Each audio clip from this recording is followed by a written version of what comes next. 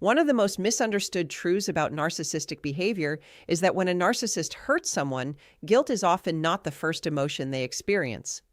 Most emotionally healthy people assume that causing pain naturally leads to remorse.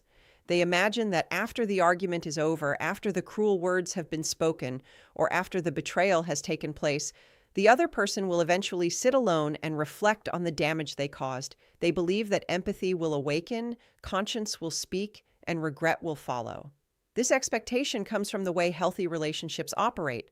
When people care about one another, they usually feel discomfort when they realize they have caused harm. They may not enjoy admitting their mistakes, but they are troubled by the knowledge that someone they value is hurting because of them. A narcissist often approaches the situation differently. Their emotional focus is usually centered on themselves rather than on the person they have wounded. Instead of thinking about the pain they caused, they may focus on what the situation means for their image, their control, or their personal needs. This is why many victims feel confused after confronting a narcissist about hurtful behavior. Rather than receiving an apology, they encounter excuses. Rather than seeing concern, they witness defensiveness. Rather than finding compassion, they hear blame. The narcissist may argue that the victim is too sensitive, misunderstood the situation, or somehow deserved the treatment they received. These responses are not random. They serve an important purpose. They protect the narcissist from having to confront responsibility. For many narcissists, maintaining a sense of superiority is more important than acknowledging fault. Admitting wrongdoing would require them to face feelings of imperfection, weakness, or failure. Because their self-image is often fragile beneath the surface, they work hard to avoid anything that threatens it. As a result, they may distort reality, rewrite events, or shift blame to preserve their sense of being right. The emotional energy that could have been directed toward empathy is instead directed toward self-protection. What makes this dynamic even more painful is that some narcissists actually feel a sense of satisfaction after hurting someone. This does not necessarily mean they enjoy suffering in the same way a sadistic person might. Rather, they enjoy the outcome that follows the suffering. If your tears, pleading, explanations, or desperate attempts to repair the relationship prove that they still have influence over you, they may interpret that as a form of power. Your emotional reaction becomes evidence that they matter, that they are significant, and that they still occupy space in your mind. In their distorted way of thinking, your pain confirms their importance. This is why emotional reactions can sometimes reinforce unhealthy dynamics. Every time a victim begs for understanding, repeatedly explains their feelings, or desperately seeks validation, the narcissist receives proof that they still have control over the emotional environment. The more energy the victim invests, the more powerful the narcissist may feel. They may not consciously think, "I am glad this person is suffering." Instead, they may think, "I still have influence, I still matter, I still have the upper hand." The focus remains on themselves rather than on the person who is hurting. The desire for control often runs deeper than people realize. Control provides a sense of security for narcissists because it helps them avoid confronting their own insecurities. If they can predict your reactions, manipulate your emotions, or determine the direction of the relationship, they feel safer. Your dependence becomes their reassurance. Your emotional investment becomes their source of confidence. This is one reason they may create confusion, provoke arguments, or engage in manipulative behaviors. These actions keep the focus on them and maintain the emotional leverage they crave. Many victims spend years waiting for the moment when the narcissist will finally understand the damage they caused. They imagine that one day the narcissist will have a breakthrough, recognize the truth, and express sincere remorse. While this can happen in rare cases, it is often not the outcome people experience. The narcissist may acknowledge the consequences of their behavior without truly empathizing with the pain behind those consequences. They may regret losing a relationship, damaging their reputation, or facing criticism from others, but that is different from feeling genuine sorrow for another person's suffering. What often surprises people is that the narcissist's emotional state can change dramatically when the victim stops reacting. As long as the victim remains emotionally engaged, the narcissist may feel confident and powerful. But when the victim begins to heal, establish boundaries, or emotionally detach, the balance shifts. The reactions that once provided validation begin to disappear. The arguments become less effective. The manipulation stops producing results. The emotional control they once relied upon starts slipping away. At that point, emotions that were absent before may suddenly emerge. Anger, frustration, anxiety, jealousy, and even panic can surface. However, These feelings are often connected to the loss of control rather than to the pain they caused. The narcissist may become obsessed with understanding why their influence is no longer working. They may attempt to re-establish contact, create new conflicts, or find ways to draw the victim back into the cycle. Their distress increases not because they suddenly developed empathy, but because the source of validation they depended upon is no longer available. Understanding this reality can be incredibly liberating. It helps explain why so many victims feel disappointed when they seek accountability from someone who seems incapable of providing it. It also reminds us that another person's inability to feel appropriate remorse is not evidence that the pain they caused was insignificant. The absence of guilt in the narcissist does not diminish the reality of the wound. It simply reveals the limitations of the person who inflicted it. Recognizing this truth allows victims to stop searching for validation from someone who may never be willing or able to give it. Instead of waiting for an apology to confirm their worth, they can begin rebuilding their confidence on a foundation that does not depend on the narcissist's recognition or approval. One of the most revealing truths about narcissistic behavior is that a narcissist often fears losing control over you far more than they fear losing the relationship itself. This distinction is important because many people assume that when a narcissist becomes upset after a breakup, a boundary, or a period of distance, it is proof of love, attachment, or deep emotional investment. While genuine feelings may exist in some situations, what frequently creates the strongest emotional reaction is not the loss of connection, but the loss of influence. For a narcissist, control is often the foundation upon which the entire relationship has been built. When that control begins to disappear, they may experience a level of discomfort that is difficult for others to understand.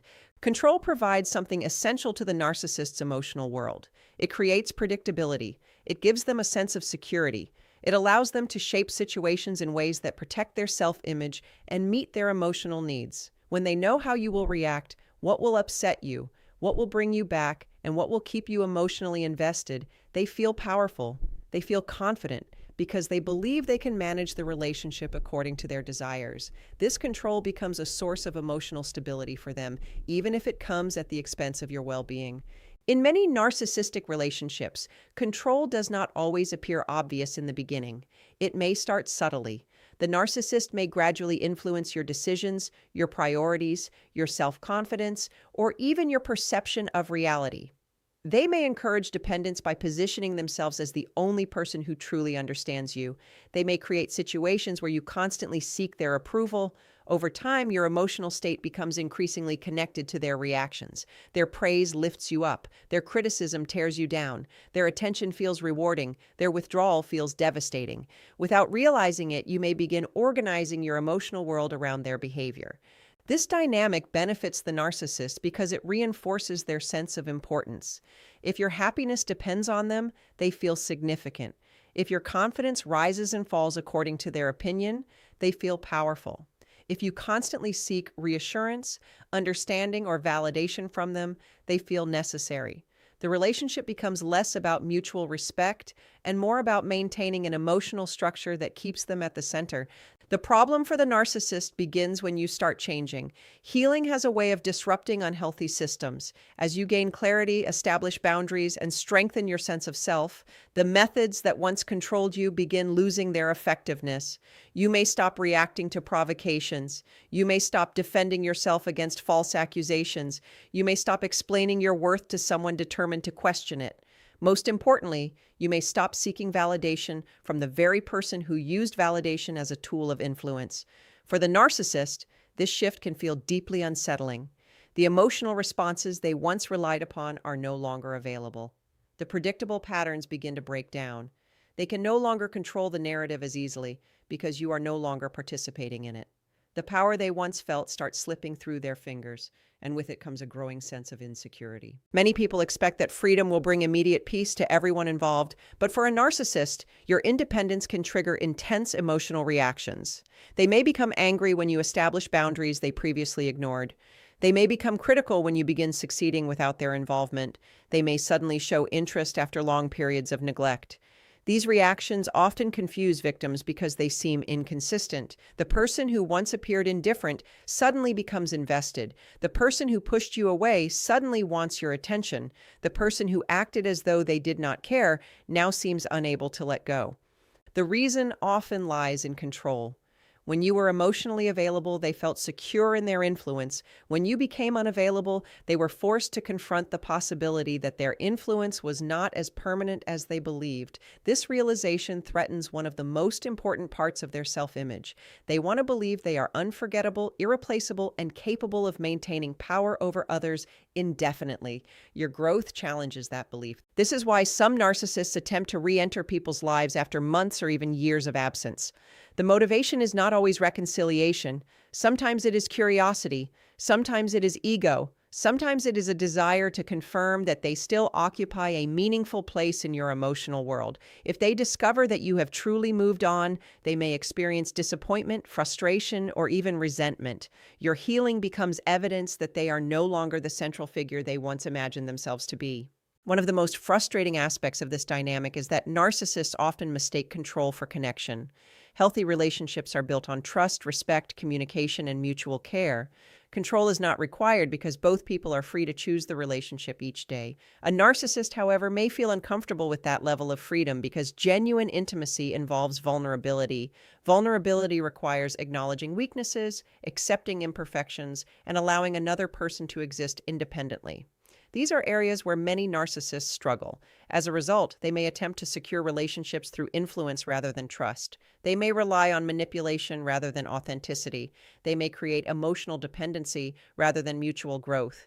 These strategies can create the illusion of closeness, but they are ultimately fragile because they depend on maintaining control.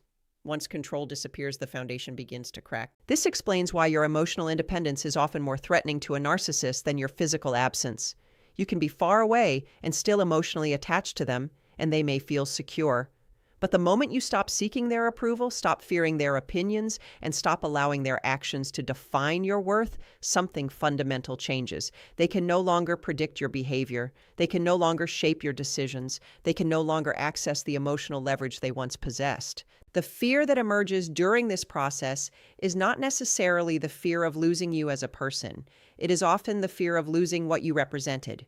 You represented validation, you represented influence, you represented certainty, you represented a source of emotional supply that helped support their self-image. When those things disappear, they are forced to confront feelings they have spent years trying to avoid, and for someone whose identity depends heavily on external validation and control, that confrontation can be one of the most uncomfortable experiences they will ever face. One of the most important concepts for understanding narcissistic behavior is something psychologists often refer to as a narcissistic injury. While the term may sound complicated, it describes a very simple reality. A narcissistic injury occurs when something threatens the narcissist's carefully constructed image of themselves.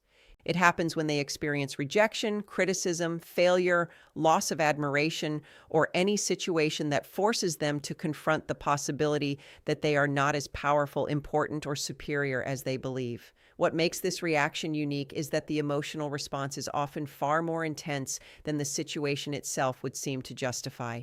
Most people experience disappointment when they are criticized or rejected. They may feel hurt, embarrassed, or frustrated, but they usually recover with time.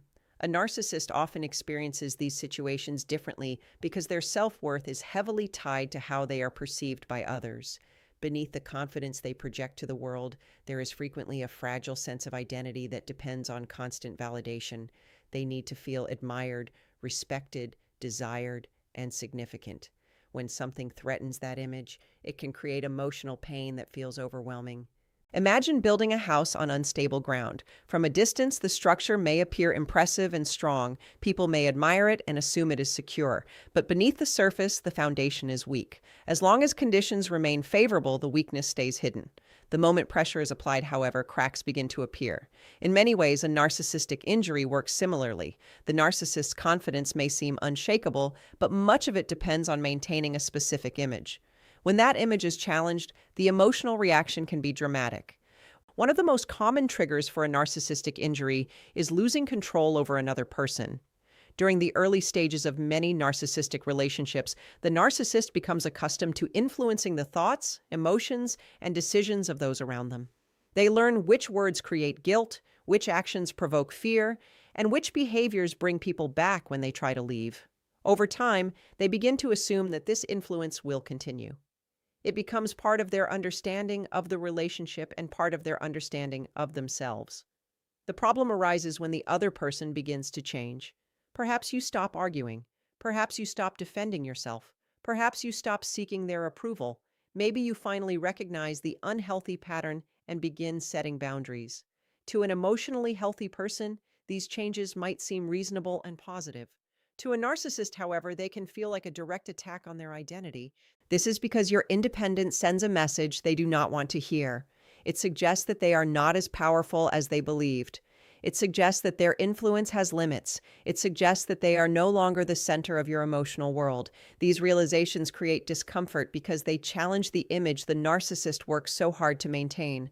When a narcissistic injury occurs, the response can take many forms. One of the most common reactions is anger.